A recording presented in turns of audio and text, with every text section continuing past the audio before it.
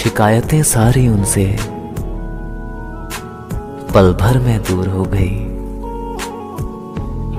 जब मिला मुझे खत उनका मुद्दतों के बाद, जरा तमीज से समेटना इन बुझे हुए दियों को यारो।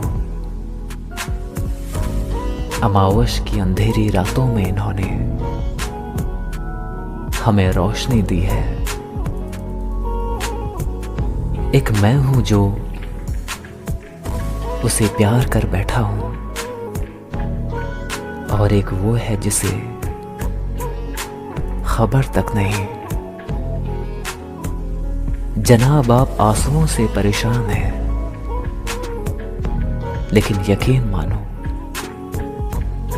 मुस्कुराना तो और भी मुश्किल है। वो जो जानते हैं बिछड़ जाने का दुख, वो साथ बैठे परिंदों को कभी उड़ाया नहीं करते।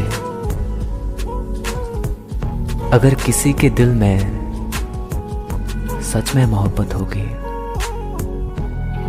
तो वो कभी भी अपनी खुशी के लिए तुम्हें तकलीफ नहीं देगा।